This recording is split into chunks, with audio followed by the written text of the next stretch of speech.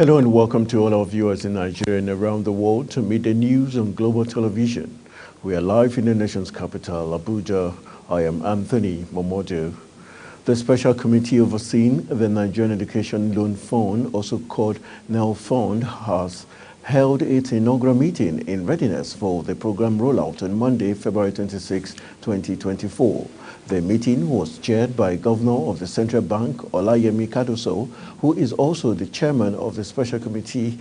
The 11-member committee comprises the chairman, representatives of the ministries, departments, and agencies as stipulated in the Student Loans Access to Higher Education, and the executive secretary of NEL Fund, Akintunde Sawyer, who is the secretary of the Special Committee.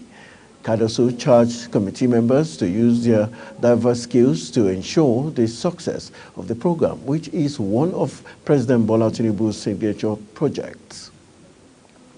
The Nigerian Meteorological Agency, NEMET, has predicted haziness and cloudiness across the country from Monday to Wednesday. It warned people with respiratory issues, among others, to be cautious of the weather and wear masks. NEMET's weather outlook, released in Abuja, forecast moderate dust haze with a horizontal visibility range of 2 km to 5 km over the northern and north-central states, except Benue, Kogi, and Kwara, where patches of cloud in the hazy atmosphere are anticipated. Patches of clouds are expected over the inland of the south throughout the forecast period. The National Drug Law Enforcement Agency, NDLEA, has intercepted large quantities of illicit drugs and substances in raids carried out in Ondo, Edo, and the Federal Capital Territory in the past week. This is contained in a statement by NDLEA's spokesman, Femi Babafemi, in Abuja. He said 227 kilograms of hemp was recovered from Atoshi Camp, Emeru Ele, in our local government area of Ondo State. Babafemi said that 2 suspects have been arrested. He also said that operatives in Edo, acting on intelligence on February 14, intercepted a consignment of methamphetamine.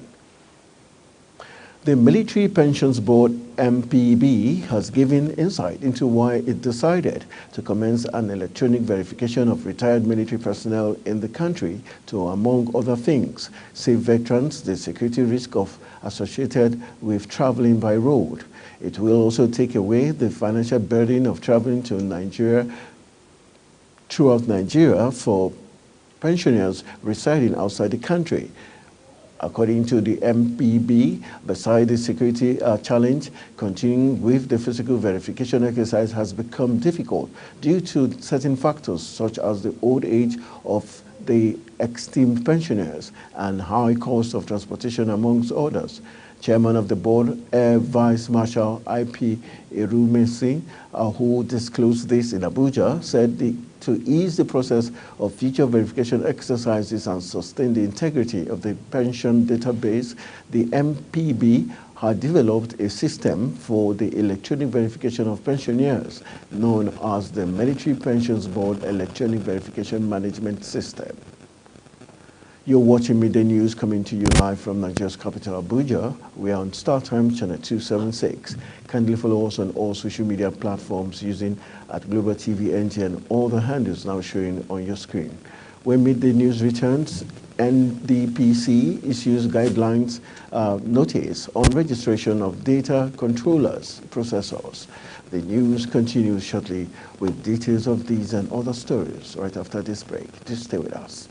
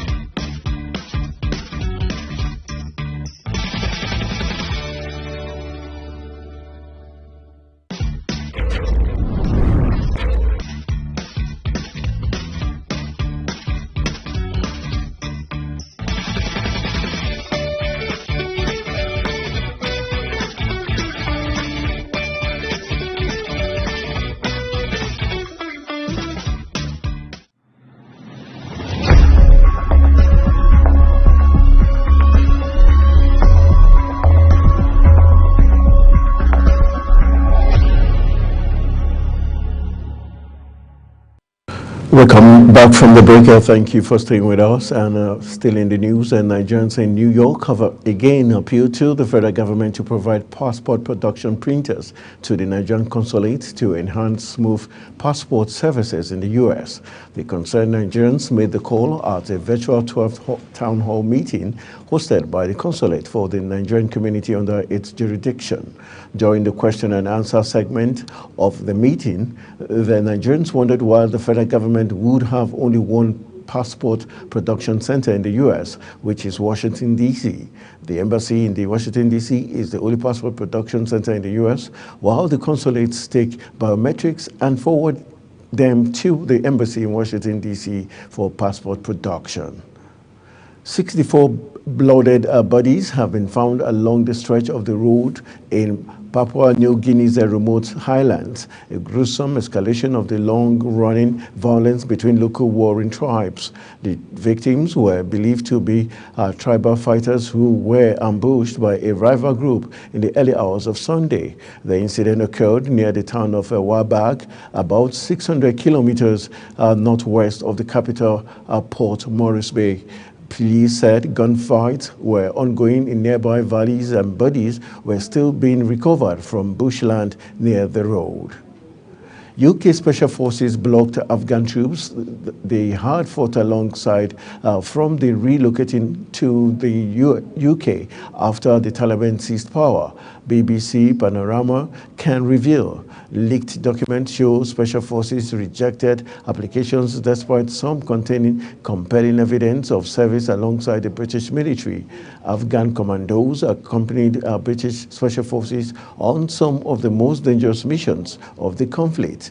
The Ministry of Defense said it was conducting an independent review. They were eligible to apply for the resettlement to the UK under the Afghan Relocation and Assistance Policy Arab scheme, but hundreds had their applications rejected. Dozens have reportedly been beaten, tortured, or killed by the Taliban since. Huge crowds have rallied in Mexico capital protesting against proposed change to the electoral authority ahead of June's presidential elections. The Mexico City government said some 90,000 people turned out in the city's Zocalo Square. The rally organizers said the figure was much higher. The opposition accuses President Andres Manuel Lopez Obrador of trying to weaken the National Electoral Institute, an autonomous non-partisan body. He says the INE is biased and corrupt. Since his victory in the 2018 presidential elections, Lopez Obrador has been pushing for a reform of the INE, which he says will save taxpayers $450 million a year by drastically reducing the agency's staff. These demonstrations in the Capitol History Square is the latest of such protests in Mexico in recent years. Animal welfare charities have welcomed an African-wide ban on the controversial donkey skin trade. It will make it illegal to slaughter donkeys for their skin in 55 countries across the continent. Demand for the animal skins is fueled by the popularity of an ancient Chinese medicine called Ijao, traditionally made from donkey's hides. African states leaders approved the ban at the conclusion of the African Union Summit in Ethiopia. Dr. Onyango stated that the ban would go a long way to safeguarding donkeys and livelihoods of millions of people who rely on them. A quick look at business. The Nigerian Association of Chambers of Commerce, Industry, Mines and Agriculture has tasked the Minister of Finance, Olawale Edun, on transparent financial strategy and tax relief for private sector development.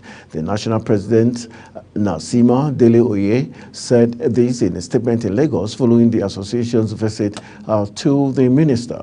He said the visit, as a representative of the private sector, was to engage constructively about the current state of the nation's economy. Oye noted that the collective objective was to foster an economic environment that balanced the needs of the public and private sectors while ensuring sustainable growth and stability. The Nigerian Data Protection Commission has issued a guideline notice to data controllers and processors of major importance in order to clarify the categories of organizations that are required to register with the Commission in line with the Nigeria Data Protection Act, relying on some sections of the NDPA. Organizations that are of particular value or significance to the economy, society, or security of Nigeria are designated by the Commission as data controllers and processors of major importance. According to the guidelines notice signed by the Commission's Head of Legal Enforcement and Regulations, Babatunde Bamiboye, the data controller or data processor shall be deemed to have particular value or significance to the economy, society, or security of Nigeria, and hence designated to be a major importance if it keeps or has access to the filing system. In sports, Super Eagles goalkeeper Stanley Nwabali have been conferred with a chieftaincy title by the traditional ruler of Ngbede community in Igbema Kingdom, Rivers State, Ezeobi Imide. The title, Ogo Igbema, the pride of Igbema Kingdom, was conferred on the goalkeeper following his performance at the recently concluded 2023 African Cup of Nations in Côte d'Ivoire. The title conferred on Nwabali is in recognition of the honor the goalkeeper brought to the Igbema Kingdom and the Onegwa following his performance for the Super Eagles. Cristiano Ronaldo has surpassed a long-time rival Lionel Messi in the non-penalty goals for club and country after scoring in Al Nassr's 2-1 win against Al Fateh in the Saudi Pro League. The Portugal skipper opened the scoring inside 17 minutes against Al Fateh. Salim Al-Nadi drew level for Al Fateh 12 minutes later. Otavio, however, came up with in the 72nd minute winner to seal a win for the host. The result means Al Nassr are 4 points behind leaders Al Hilal, who have a game in hand. On the entertainment section, Back to the Future star Michael J. Fox, who is living with Parkinson's disease, made a surprise appearance at the BAFTAs to present the Best Film Award. The 62-year-old actor came on stage in a wheelchair but insisted on standing up at the podium to hand out the prize to Christopher Nolan's Oppenheimer. Fox received a standing ovation with many social media users posting that were in tears seeing him on stage. He was diagnosed in 1990s and rarely makes public appearances. David Gottingham's film, Still, a Michael J. Fox movie, was nominated for the Best Documentary but lost out to 20 Days in Mariupol. That's it on Midday News, and it came to you live from Nigeria's capital, Abuja. We're on Star Times Channel 276. Kindly follow us across all social media platforms using our Global TV NG and other handles now showing on your screen. I am Anthony Momodu saying thank you for watching and see you again.